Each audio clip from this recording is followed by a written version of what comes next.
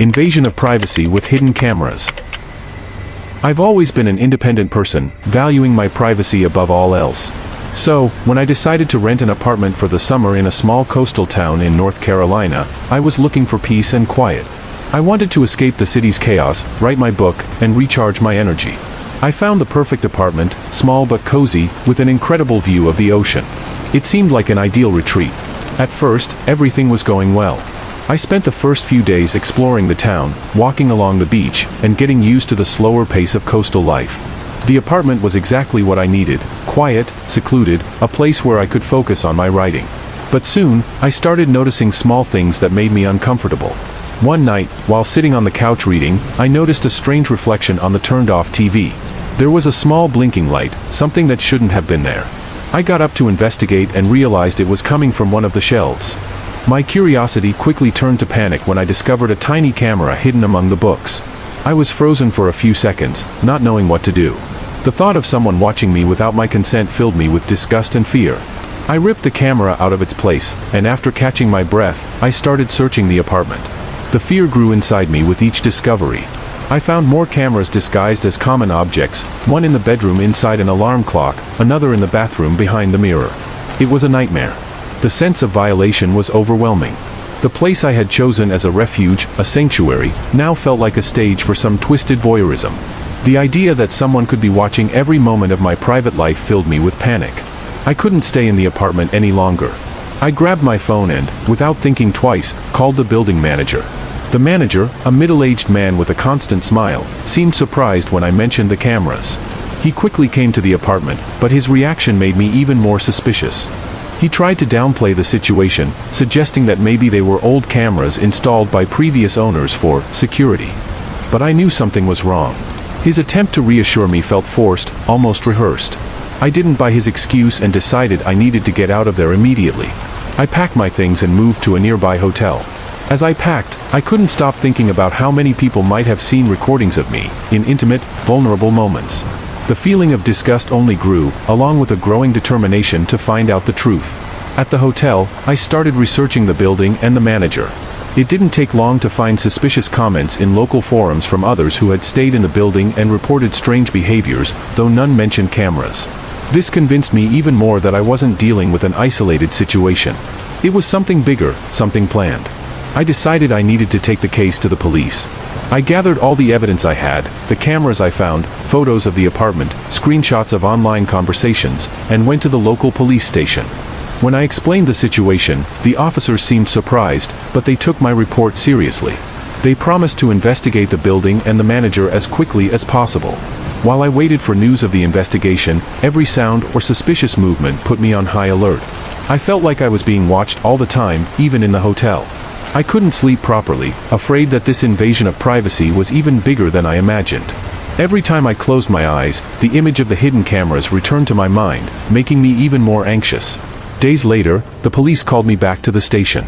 They had investigated the building and found not only more cameras but also a secret room in the basement with monitoring equipment. They discovered that the manager was involved in an illegal surveillance operation with an accomplice, streaming the camera footage to voyeurism websites on the dark web. The feeling of disgust and betrayal was overwhelming. The manager was arrested along with his accomplice, and the building was shut down by the police. Even with their arrest, I couldn't feel completely safe. The feeling that my privacy had been so deeply violated left me paranoid. I started seeing cameras everywhere, imagining what else could have been recorded and how long this had been going on. This experience completely changed how I see the world around me. I became obsessed with the idea of protecting my privacy, installing signal blockers and constantly checking every place I stayed. But even with all these precautions, the sense of security never fully returned. Something inside me had changed forever. Returning to normal life seemed impossible. The paranoia of being watched continued, and the fear that someone might be spying on me still haunted my days and nights. The experience made me realize how fragile privacy can be, and how the scariest horror stories aren't the ones involving ghosts or monsters, but the ones that expose our most intimate vulnerabilities. Now, every time I tell this story, I feel a mix of anger and sadness. Anger at what was done to me, and sadness knowing that something so disturbing can happen to anyone, anywhere.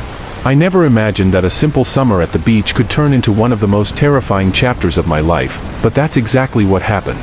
This experience taught me never to underestimate the power of surveillance and to always be aware of my surroundings.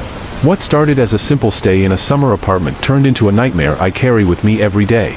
And although those responsible are behind bars, the scars from this experience remain, constantly reminding me that true terror can be right in front of us, disguised as normality.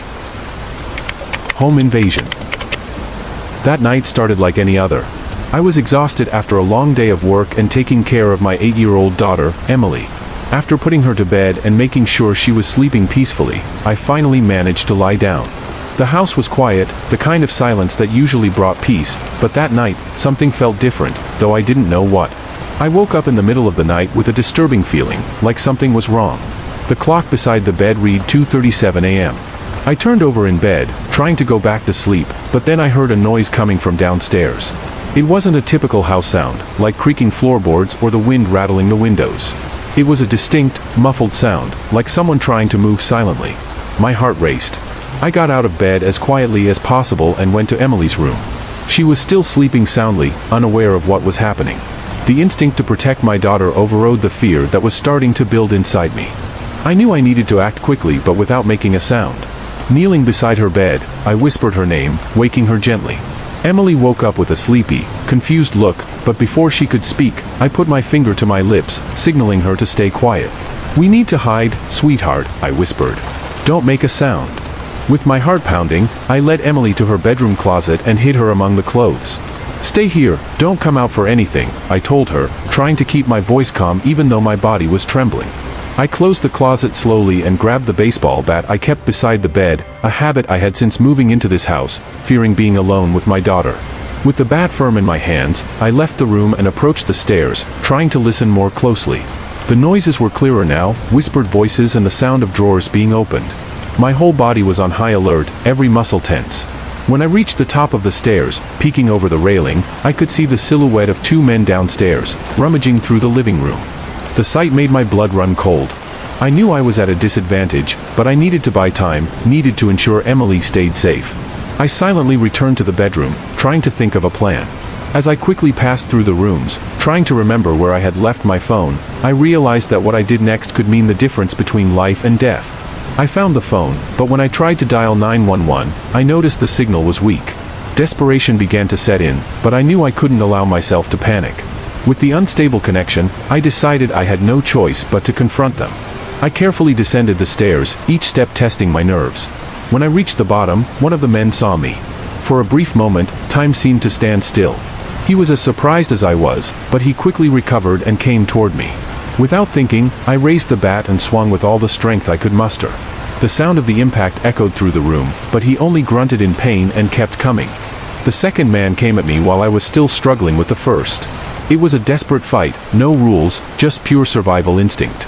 I managed to knock down the first man, but the second one disarmed me, throwing the bat away. I fought with all my strength, trying to buy time to think of another way out.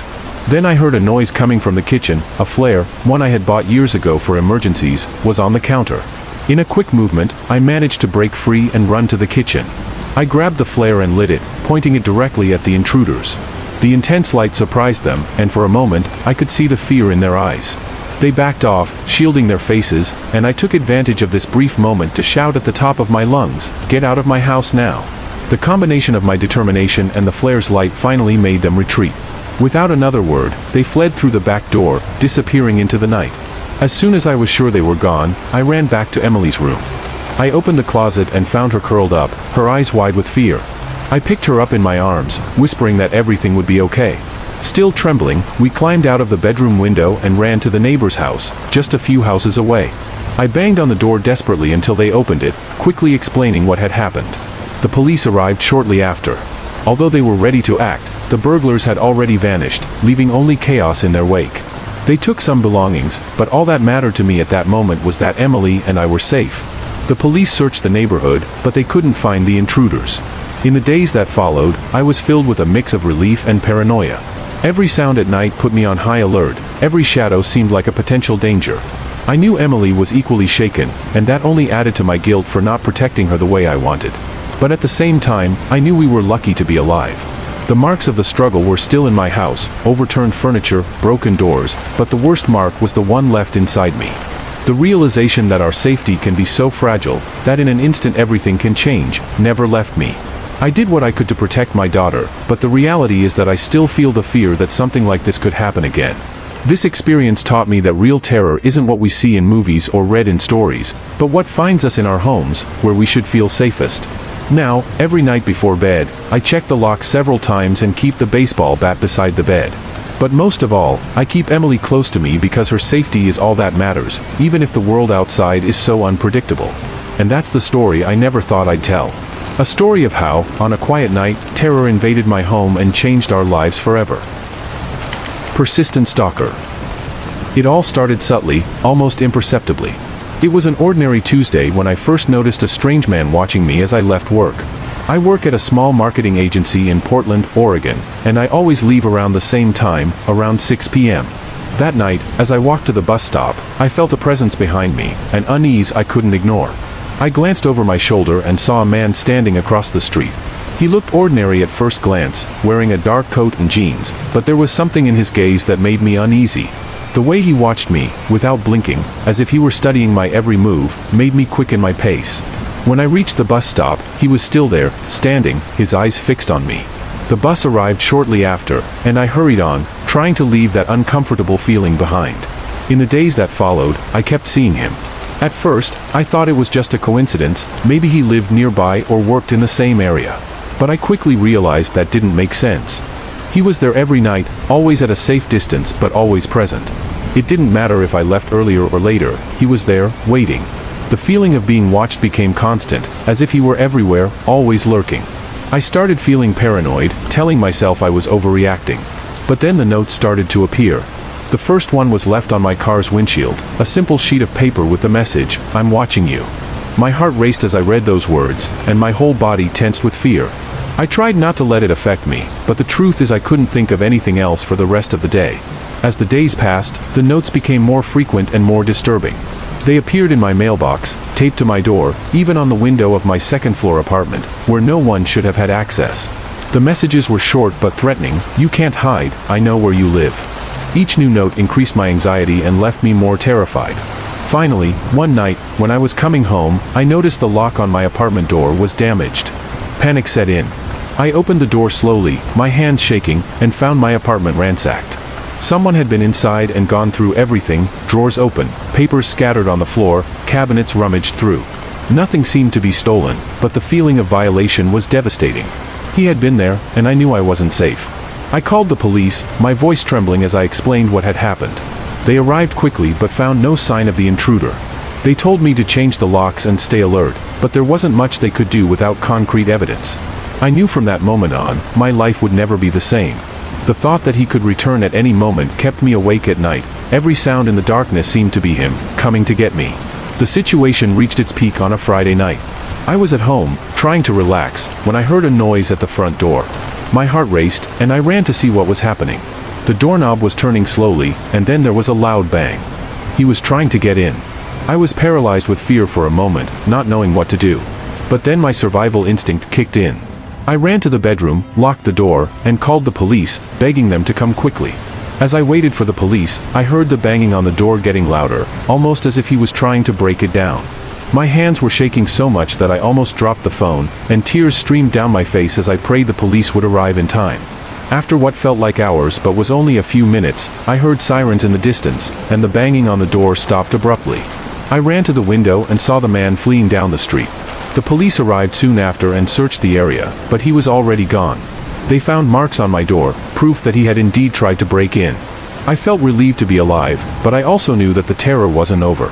At the police station, I told them everything that had happened in the past weeks, the stalking, the notes, the break-in.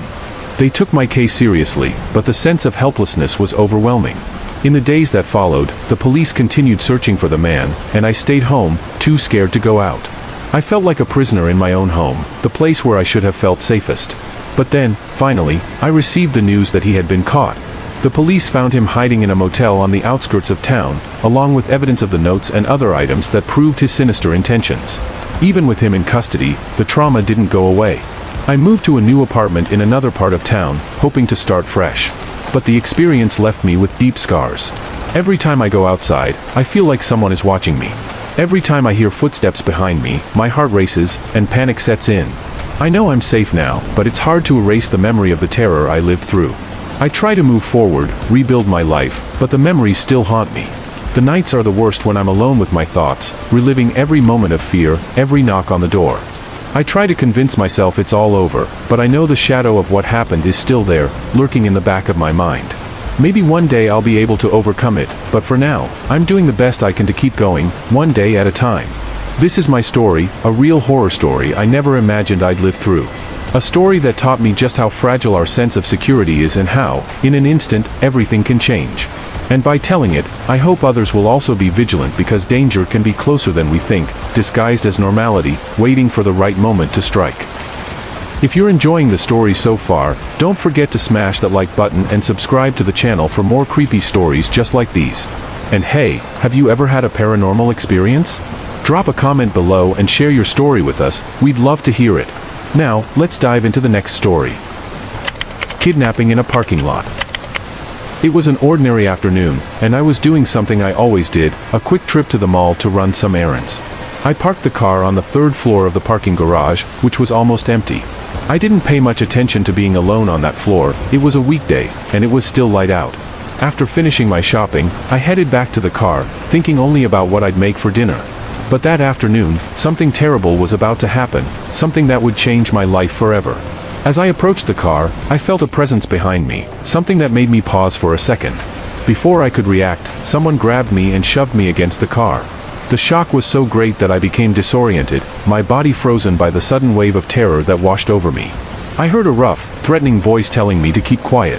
The whole situation felt unreal, but the fear I felt was incredibly real. He forced me into the car, and all I could think about was how to get out of this alive. My heart was racing as I tried to stay calm and find a way to escape. The car started moving, and I realized I was being taken to an unknown location. Every second seemed to drag on, and my mind was racing for a solution. The car stopped in an isolated area, surrounded by dense forest. The sense of dread grew inside me, but I knew I had to keep my head cool. When he forced me out of the car and led me into the forest, I realized I was running out of options. The place was dark and silent, the kind of silence that amplifies fear and hopelessness. As he pushed me further into the forest, I felt this might be my only chance to escape. Adrenaline surged through my body, giving me the strength I needed to react. I used all my energy to break free and started running without looking back. The sound of my footsteps echoed through the trees, and the fear of being captured again pushed me to keep running, even as exhaustion threatened to bring me down.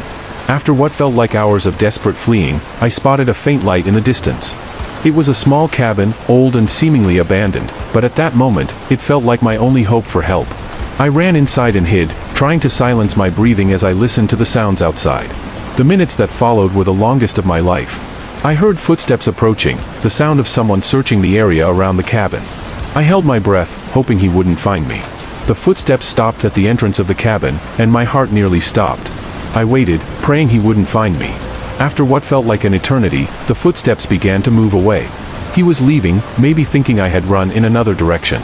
I stayed where I was, motionless, until I was sure he wasn't coming back before I left my hiding spot. With trembling legs, I continued walking through the forest, trying to find some form of help. Finally, after walking for a long time, I saw car lights in the distance, signaling a road. When I reached it, a family stopped and helped me. They called the police, and finally, I felt a sense of relief knowing I was safe. The nightmare was far from over, but at least I was alive. The police arrived quickly and began searching for the man who had attacked me. I was in shock, trying to process what had happened. Being kidnapped and taken to such an isolated place felt like something out of a movie, but it was my reality. In the days that followed, I was informed that the man had been caught. Knowing he was in custody brought some relief, but the emotional scars of what happened didn't fade easily. This experience transformed me deeply. I knew I needed to start over, so I moved to another city, trying to begin again. However, the caution I developed after that day never disappeared. I became much more aware of my surroundings, knowing the world could be a dangerous place, even when you least expect it. Now, by sharing this story, I hope it serves as a warning. I never imagined something like this could happen to me, but it did. The terror I felt that day is still with me, but so is the determination not to let fear control my life. The experience taught me that even in the most desperate situations, we need to fight to survive and keep going. This is the story of how an ordinary day turned into a real nightmare. A story that taught me to value every moment and never underestimate the importance of always being alert. I hope my experience can help others protect themselves and be prepared to face the unexpected. Even with the kidnapper captured, the fear persisted in my mind. Small noises at night would wake me up in panic, and I found myself reliving those terrifying moments every time I closed my eyes. The police assured me he couldn't hurt me anymore, but the emotional scars were far from healing. Moving to a new city, I hoped the distance would help me leave the past behind. However, I realized that the real challenge was within me. It wasn't just a matter of physical safety but of rebuilding the confidence that trauma had destroyed. I sought help to deal with what had happened, knowing that overcoming it would take time, but determined not to let fear dominate my life. The experience made me much more careful. I developed new habits to ensure my safety, always double-checking the locks, avoiding isolated parking lots, and constantly being aware of my surroundings. This caution became second nature, a way to protect myself in a world I now saw with more attentive eyes. Sharing this story is my way of processing what happened and, at the same time, warning others. Sometimes, danger appears when we least expect it, and being prepared can make all the difference. I know I was lucky to escape, but many people don't have the same chance. That's why telling this story is so important to me. That was the worst day of my life, but it also showed me a strength I didn't know I had. A strength that helped me escape, survive, and keep living despite the fear. And although I still carry the scars from that day, I know I'm not defined by it. I'm defined by my survival, my resilience, and the decision not to let the terror I experienced stop me from moving forward. Now, every time I leave home, I remember that afternoon at the mall and strive never to be caught off guard again. Life can change in an instant, which is why staying alert is crucial. I never imagined something like this could happen to me, but it did, and that's why I'm here, sharing my story, hoping that others can learn from it and protect themselves. This experience changed me forever, and although I can't erase what happened, I can use it to strengthen myself. What I went through was terrifying, but surviving it gave me a new perspective on life, a renewed appreciation for safety, and a fierce determination never to be a victim again. Suspicious neighbor. When I moved into that small apartment in a quiet neighborhood of Portland, all I wanted was some peace and quiet. I had just come out of a complicated relationship and needed a place to start over. The neighborhood seemed perfect, tree-lined streets, well-kept houses, and a silence that was exactly what I needed. But soon, something disturbing began to happen. My new neighbor moved in a few weeks after me. At first, he seemed normal, maybe a little reserved, but nothing that caught much attention. However, I started noticing some strange behaviors. He always carried large black bags into his apartment, usually late at night. Sometimes, I heard metallic noises coming from his side of the wall, sounds that made me uneasy but that I tried to ignore. One night, I came home later than usual and saw him in the hallway. He was holding one of those bags, and when he saw me, he quickly turned around and went into his apartment without saying a word.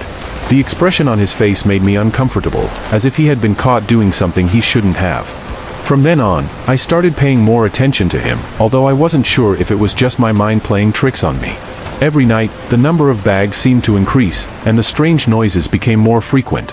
I started feeling a constant tension, a sense that something was terribly wrong. He never interacted with the other neighbors, never left his windows open, and always seemed to be hiding something. Curiosity mixed with fear began to consume me. I decided I needed to find out what was going on. One day, when I knew he wasn't home, I stood outside his apartment for a few minutes, trying to hear anything that might give me a clue. I didn't hear anything, but that brief glimpse only heightened my anxiety. I started watching his movements whenever possible, noting the times and trying to understand his patterns. My obsession with discovering what he was doing began to affect me. I couldn't sleep properly, imagining what could be happening next door. What if he was involved in something dangerous? What if I was at risk? These questions kept me up late, creating terrifying scenarios in my head. Finally, I decided I needed proof. One night, I watched from a distance as he left the building with yet another one of those black bags. I waited until he was out of sight and ran to the building's trash, where he usually discarded some of the bags. I rummaged through the garbage, my heart racing, and found one of the bags. When I opened it, what I saw horrified me. Inside the bag were what looked like disassembled electronic equipment, cables, and something that looked very much like parts of weapons. My mind started racing with possibilities, none of them good. If I wasn't being paranoid, this was a clear sign that he was involved in something illegal, maybe dangerous. I knew I couldn't ignore it any longer. The next day, I went to the local police station and told them everything. I showed them the photos I had taken of the bag and explained my neighbor's strange behaviors. The officers listened carefully, but they asked me not to do anything until they could investigate. They promised to keep everything confidential but told me to be careful and stay alert. The days that followed were unbearable. Every noise, every movement from the apartment next door sent me into a panic. I knew the police were investigating, but the idea that he might find out I reported him terrified me. The tension in the air was almost palpable, and I started thinking of ways to get out of there as quickly as possible. Then, one night, I heard a loud noise outside the building. I peeked out the window and saw police cars surrounding the building. My heart raced when I realized the operation was underway. I stayed near the door, ready to run if something went wrong. The sirens and flashing lights in the darkness only heightened my anxiety, each second feeling like an eternity. After a while, I heard the police breaking down my neighbor's door. There were shouts, the sound of bodies struggling, and then silence. I was paralyzed, waiting for any sign that it was all over. Finally, one of the officers knocked on my door, informing me that they had arrested the man and that he was involved in illegal activities. They didn't give many details, but the relief I felt was immediate. I later found out that he was planning something terrible, although the police didn't disclose exactly what. What they found in his apartment was enough to guarantee a long sentence, and I knew my report was crucial in preventing something horrible from happening. But even so, the experience left me deeply shaken. Even after he was arrested, the fear and paranoia didn't go away. I kept wondering what would have happened if I hadn't acted in time. Every time I hear a strange noise, every time I see someone carrying something suspicious, that old panic returns. The experience changed me forever, teaching me that danger can be closer than we imagine, hidden behind doors that seem safe. Now, I'm much more cautious. That summer in Portland became one of the scariest chapters of my life, a true horror story that still haunts me. And by sharing this story, I hope others will also be vigilant, because evil can be anywhere, even next door. Danger on a romantic getaway. It was supposed to be a perfect escape, a romantic retreat to reconnect and forget the world for a few days. Sarah and I had always talked about escaping the city, finding a secluded place where we could simply relax and enjoy each other's company. When we finally found the perfect cabin in the Adirondack Mountains in New York, we didn't hesitate. The cabin was rustic, surrounded by dense forests and far from any sign of civilization. It seemed like the ideal spot. We arrived at our destination on a Friday afternoon, the sky was clear, and the fresh mountain breeze seemed to promise a peaceful weekend. The cabin was even more charming than in the photos, an old wooden structure, well kept, with a fireplace that had me imagining cozy nights we'd spend there. Sarah was radiant, and the smile on her face made me forget any worries. It was exactly what we needed. The first night passed without incident. We dined by candlelight, laughed, talked about everything and nothing at the same time, and ended the night cuddled up in front of the fireplace, watching the flames dance. That night, I slept better than I had in a long time, feeling as if the outside world didn't exist. But that would change quickly. On the second night, something began to bother me. It was as if the silence around the cabin had become heavy, oppressive. Around 10 o'clock, when we were already in bed, I heard a noise outside. It was a faint sound, like footsteps on the gravel around the cabin. I lifted my head, thinking it could be some animal, but the footsteps continued, slow, methodical. Sarah heard it too, and her eyes widened with fear. I tried to convince myself it was just a deer or some other forest animal, but my instincts told me there was something more. I stayed silent, trying to listen better. That's when I heard the clear sound of whispered voices, followed by a click, like someone trying to open the back door. My heart raced, and I knew it wasn't paranoia. Someone was out there. Without thinking twice, I got out of bed and ran to the kitchen, where I knew we kept a flare. Sarah followed me, terrified, holding onto my arm tightly. The noise at the door became more insistent, and soon we could see the doorknob moving as if someone was trying to force it open. We didn't have a weapon, but the flare seemed like the only thing between us and the approaching danger. The door finally started to give way, and when I saw the shadow of a man through the window, I pulled Sarah back and fired the flare toward the door. The red flash lit up the room, casting grotesque shadows on the walls. There was a scream outside, followed by the sound of hurried footsteps retreating. The flare had done its job, but the fear was far from over. We stood still for a moment, trying to process what had just happened. Sarah was shaking, and I wasn't much better. We knew we couldn't let our guard down. They could come back at any moment, perhaps angrier or better prepared. We closed all the doors and windows with whatever we could find, moved furniture to block the entrances, and stayed in the center of the room, not knowing what to do next. The hours that followed were tormenting.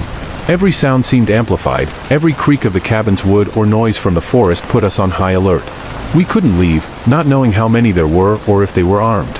Staying awake all night, with the constant fear that they might return, was one of the most exhausting and terrifying experiences I've ever had. Finally, when the first light of morning began to seep through the windows, we decided we couldn't wait any longer. With adrenaline still pumping, we quickly grabbed our things and left the cabin, running toward the car. The dirt road leading to the nearest town seemed endless. At every turn, I looked in the rearview mirror, expecting to see the men following us, but luckily, the road remained empty. When we finally reached the town, we went straight to the local police station. We told the officers everything, and they took our story seriously, sending a team to the cabin. I felt relieved to finally be in a safe place, but the terror of the previous night wouldn't leave me. Every detail of what had happened was etched in my mind, and the thought that we might not have survived haunted me. The police searched the area but found no sign of the men. The cabin was just as we left it, but the feeling that we were still being watched didn't disappear. The officers advised us not to return to the location and assured us they would investigate, but without concrete leads, everything seemed uncertain. Sarah and I returned home the same day, leaving behind what was supposed to be a weekend of peace. What happened in that cabin changed our perception of safety forever. The feeling of vulnerability, that danger can lurk even in the most unlikely places, marked us deeply. To this day, when I think about that night, I get chills down my spine. We never found out who those men were or what they wanted, but the fear of the unknown, of something that could have been fatal, is what haunts me the most. The experience taught me that even in the most peaceful moments, terror can creep in silently, turning a refuge into a nightmare. And now, whenever someone mentions taking a trip to a secluded place, I feel a tightness in my chest and an almost instinctive need to warn them. Because I know that real terror doesn't come from monsters or ghosts, but from people who, for unknown reasons, decide to invade your world and destroy your peace. Hitchhiking with a dangerous stranger. The day at the beach had been perfect. The sun was shining, the sound of the waves was calming, and I had finally managed to disconnect my mind from everyday worries. Spending a whole day alone on the beach was exactly what I needed to recharge my energy. Late in the afternoon, as the sun began to set, I decided it was time to head home. But that's when I realized I had made a mistake. I left my phone dead, and the bus I usually took was no longer running. As I walked toward the main road, I hoped to find a taxi or maybe hitch a ride. It didn't take long for a car to stop beside me. It was a light blue sedan, an older model but well kept. The driver, a man of average appearance, probably in his early 40s, smiled and asked if I needed a ride. He seemed friendly, and I, tired and unprepared, accepted. Getting into the car, I thanked him for the kindness. He seemed nice, asking about my day at the beach and chatting casually about the weather and other trivial things. At first, there was nothing that made me feel uncomfortable. He even mentioned having kids, showing a crumpled photo he pulled from the glove compartment. It was the kind of behavior that would put anyone at ease, and I allowed myself to relax a little. As we moved further from the beach, I began to notice he was taking a different route than usual. I thought he might know a shortcut, so I casually asked where we were going. His smile disappeared for a second, but then it returned, though a bit forced. "Just a quick detour, the traffic on the main road is always terrible at this hour," he said. Something about his tone didn't seem right, but I tried to convince myself I was being paranoid. The path became more isolated, the houses and shops gave way to trees and long, empty roads. My intuition started screaming at me to get out of there. His conversation grew less friendly, more evasive, and every time I tried to steer the topic back, he abruptly changed the subject. When I mentioned that my family was waiting for me, he seemed uncomfortable but didn't stop the car. That's when it clicked. I looked around and realized there was nothing around me but forest. I tried to stay calm, but my mind was racing. Convinced I was in danger, I began planning a way out of the situation. I told him I needed to go to the bathroom urgently, trying to convince him to stop the car, but he ignored me. The fear began to take hold of me. With my heart pounding, I thought about the only option I had left. The car wasn't going fast, and the road was relatively straight. I waited for the right moment, my hand ready to open the door. When he started saying something I didn't pay attention to, I saw the opportunity. With a quick movement, I opened the door and threw myself out of the moving car. The impact was painful, the hard, rough ground against my skin, but I knew I had to keep moving. I rolled to the side of the road, my legs and arms scratched and bleeding. I got up as fast as I could and ran into the forest. Behind me, I heard the sound of tires screeching as he braked suddenly. I didn't look back. All I could think about was getting as far away as possible. I ran for what seemed like hours, with no direction, just trying to distance myself from the road. Adrenaline kept me on my feet, but the fear of being chased kept me from stopping. Finally, I saw lights in the distance. It was a house, a simple cabin, but at that moment it looked like a fortress. I ran to the door and knocked desperately, screaming for help. A middle-aged couple opened the door, and the surprise on their faces quickly turned to concern. I explained, between sobs and gasps, what had happened. They took me in and, without hesitation, called the police. While we waited, the woman brought me water and something to cover the scratches. Their presence gave me a sense of safety I hadn't felt in hours. The police arrived quickly, and I told them everything that had happened. The fear was still present, but knowing I was safe helped ease some of the tension. The officers were extremely professional and promised they would do everything they could to find the man. They took me back to town, where I could file a police report and receive medical attention. In the days that followed, I was in a constant state of alert. Although the police assured me they were working to locate the man, the trauma of the experience stayed with me. Every time I saw a car similar to his, my heart raced, and I was overcome by a wave of panic. It took time to regain my confidence, to feel like I could leave the house without constantly looking over my shoulder. The news of his capture came a few days later. The police informed me that he had a history of suspicious behavior and that my report was crucial in getting him off the streets. Knowing he couldn't hurt anyone else brought some relief, but the emotional scars were still there, and I knew it would take time to fully heal. This experience transformed me deeply. I became much more cautious, never accepting rides from strangers and always trusting my intuition. I know I was lucky, and that taught me to value my safety above all else. Now, every time I go out, I make sure to be prepared, always aware of what's around me, so I never have to go through something like that again. This is the story of how a peaceful day at the beach turned into one of the most terrifying moments of my life. A story that taught me to never underestimate danger and the importance of always being alert. By sharing this, I hope others can learn from my experience and protect themselves in similar situations. Life can change in an instant, and being prepared can make all the difference. The Phantom Phone.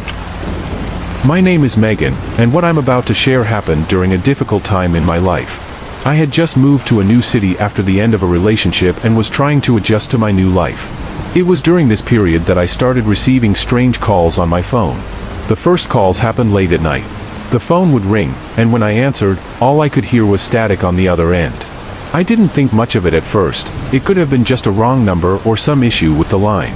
But the calls continued, and the static began to turn into something else. I started hearing whispers, indistinct words that seemed to come from far away, but I couldn't understand them. One night, things got even stranger. The phone rang again, and this time, when I answered, I heard a voice I seemed to recognize. It was a male voice, low and full of desperation. He kept saying my name repeatedly, followed by, "Help me." The sound was faint, as if the person was far away or in a room with an echo. I asked who it was, but the call dropped before I could get an answer. From that moment on, the calls became more frequent, always at the same time, 3 a.m. The words became clearer, but I could never identify the voice. I began losing sleep, worried about what might be happening. I called the phone company, but they couldn't find anything wrong with the line. The calls had no origin, as if they were coming from nowhere. Desperate, I started researching the number, trying to trace where the calls might be coming from. That's when I discovered something that terrified me. The number belonged to a person who had died a few years before, a man who lived in the city before me, in the very apartment where I was living. According to the records I found, the man had died tragically, alone, and wasn't discovered for days. He had apparently been trying to call someone for help but never managed to complete the call. He was found too late. After this discovery, the calls took on an even more desperate tone. He seemed to be begging for help, repeating the same phrase, "Please, help me." The feeling of hearing that voice, knowing it belonged to someone who was no longer alive, was unbearable. I knew I couldn't go on like this. I decided to seek out a local medium, someone who could help me understand what was happening.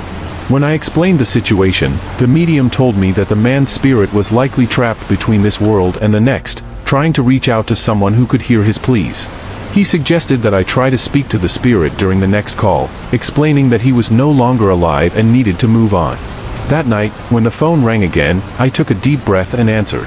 I heard the same voice, the same plea for help. But this time, I was prepared. I spoke calmly, telling him that he had died and that it was time to leave this world. I asked him to move toward the light, to find peace. After that night, the call stopped. the phone returned to normal, and the feeling of heaviness and fear that had invaded my life began to fade away. Sometimes, I still think about the man who died alone in that apartment, and I hope he found the peace he was so desperately seeking. If you enjoyed these true horror stories, you won't want to miss the next video. Check out Scary True Stories Told in the Rain, Stay a While, and Listen, Scary Stories by clicking the card on the screen or by finding it as the previous video on our channel. Don't forget to like, subscribe, and let us know in the comments if you've ever had a paranormal experience. We'd love to hear your stories. Stay brave, and we'll see you in the next video.